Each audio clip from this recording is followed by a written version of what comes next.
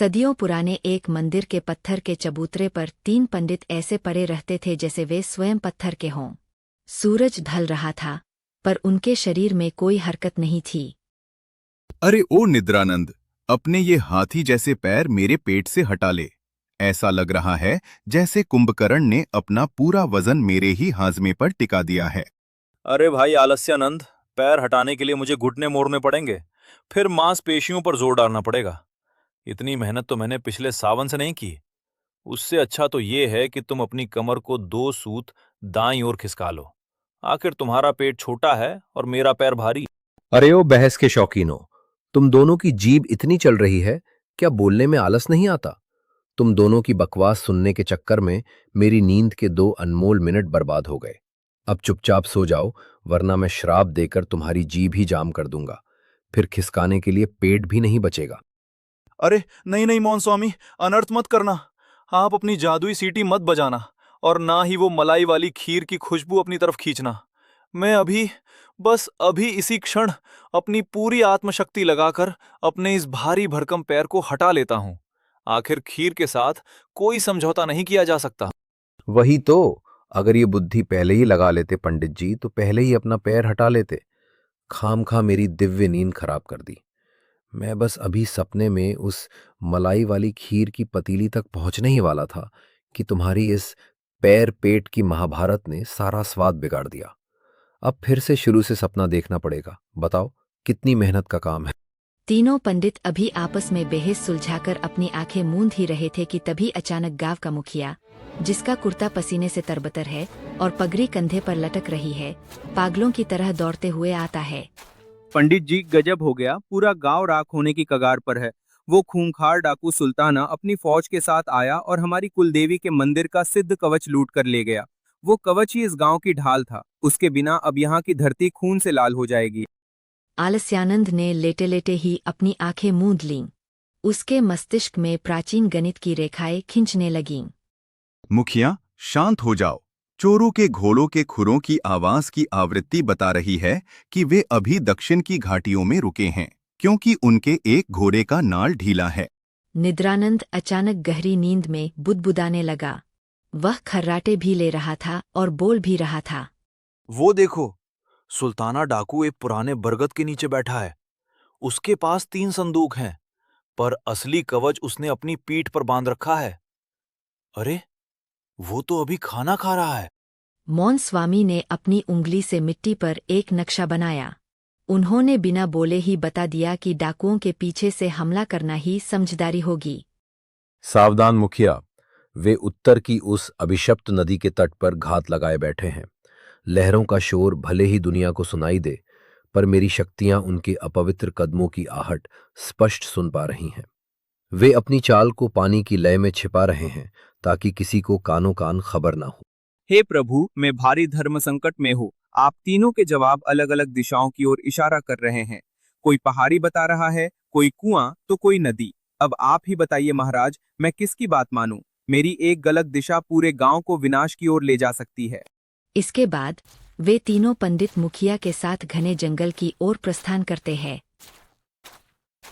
वे घने जंगल के बीचों बीच पहुंचते हैं, जहां वे देखते हैं कि रास्ता अचानक 3 अलग अलग दिशाओं में बंट गया है और उन तीनों ही रास्तों पर पैरों के ताजे निशान बने हुए हैं। महाराज, अब आप ही फैसला करें। इन 3 रास्तों ने तो मेरी मति ही भ्रष्ट कर दी है। डाकू आखिर गए किधर हैं?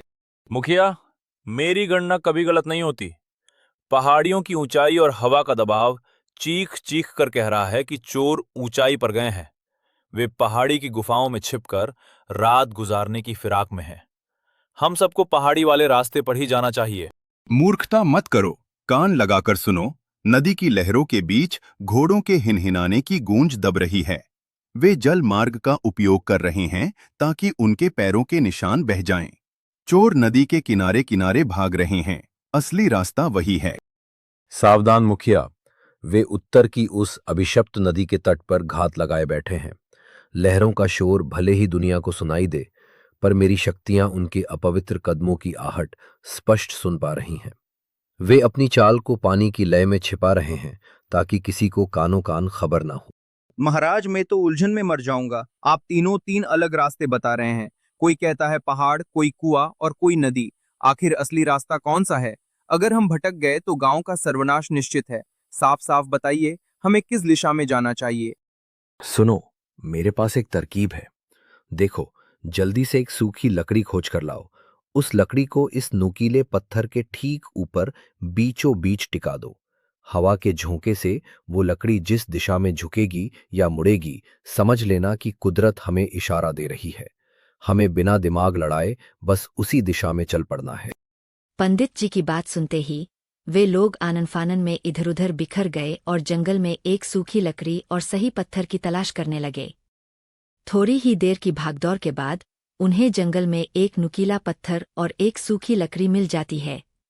अरे मिल गई, मिल गई। ये देखो मुखिया, विधाता ने स्वयं ये सूखी लकड़ी मेरे पास भेज दी है। अब जरा भी देर मत करो, जल्दी से उस नुकीले पत्थर को यहाँ लाओ। और ये देखो मुखिया, मुझे भी वो जादुई पत्थर मिल गया। अब देर किस बात की, जल्दी से इस लकड़ी को पत्थर पर टिकाओ और देखो कि हवा हमें डाकू सुल्ताना के पास ले जाती है या कहीं और। फिर वे लोग लकड़ी को पत्थर के ऊपर रखने लगते हैं। लकड़ी बार बार नीचे गिर जाती है, लेकिन फिर भी वे हार नहीं मानते और उसे उस पत्थर के ऊपर टिका ही देते हैं। पत्थर पर रखी लकड़ी हवा चलने के कारण दाईं ओर मुड़ जाती है।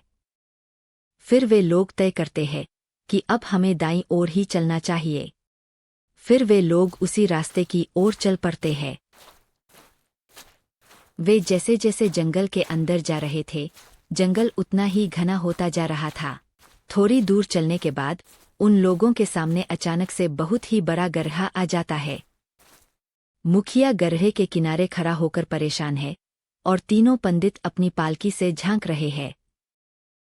अरे मुखिया, ये गड्ढा नहीं है, ये तो विधाता ने हमें आराम करने के लिए प्राकृतिक पलंग दिया है।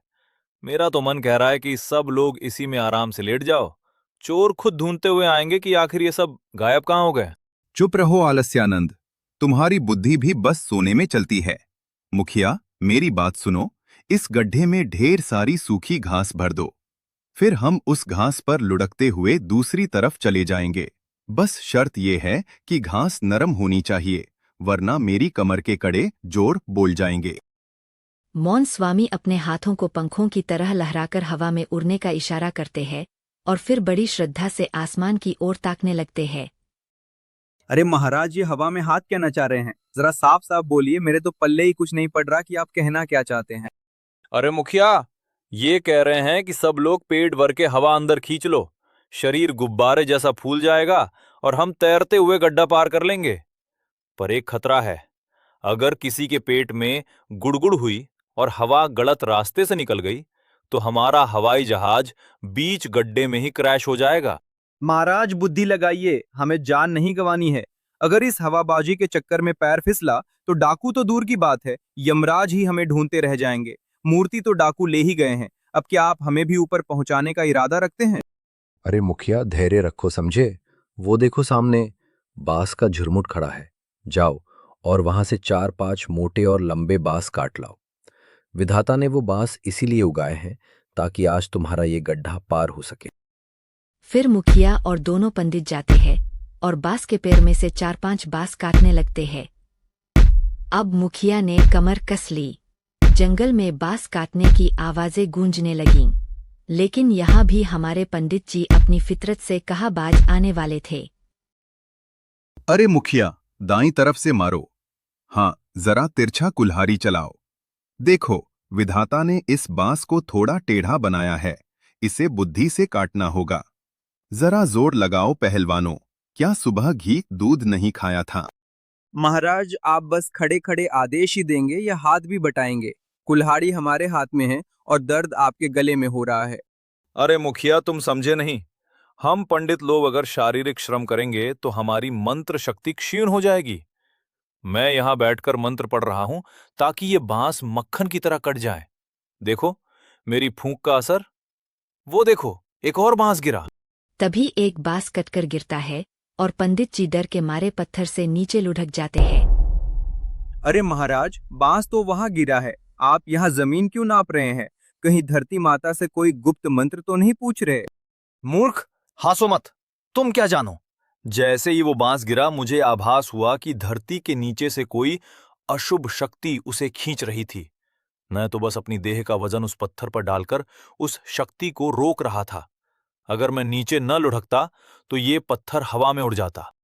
वाह महाराज, आपकी लीला अपरंपार है। पत्थर उड़ जाता या आपकी जान निकल जाती। अब ये नाटक छोड़िए और ये जो आपकी पोटली से चने गिरे हैं उन्हें बटोरिए, वरना चींटियां आपकी शक्ति को उठा ले जाएंगी। मुखिया, तुम बड़े अज्ञानी हो।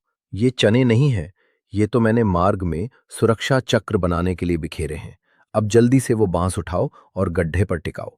मेरा तो काम हो गया, अब तुम अपनी शारीरिक शक्ति का प्रदर्शन करो। बांस कटने के बाद तीनों ने मिलकर उन भारी बांसों को अपने कंधों पर उठाया और ले जाकर गड्ढे के आर पार टिकाने लगे। देखा मुखिया, अगर मैंने सही समय पर बांस के उस झुरमुट की ओर इशारा न किया होता तो क्या तुम्हारी बुद्धि वहां तक पहुंच पाती? और देखो, जिस कोण से मैंने बांस रखवाए हैं, अब साक्षात इंद्र का ऐरावत हाथी भी इस पर से गुजर जाए तो ये टस से मस नहीं होगा। हाँ हाँ महाराज, मैं आपके आगे हाथ जोड़ता हूँ, बस कीजिए। आपकी बुद्धि का लोहा तो पूरी दुनिया मानती है। अगर आप इशारा न करते तो हम तो इस गड्ढे के किनारे बैठकर बस घास ही छील रहे होते। धन्य है आप, और धन्य है आपकी वो दिव्य दृष्टि जिसने पत्थर पर सोए सोए ही ये अद्भुत पुल बनवा दिया।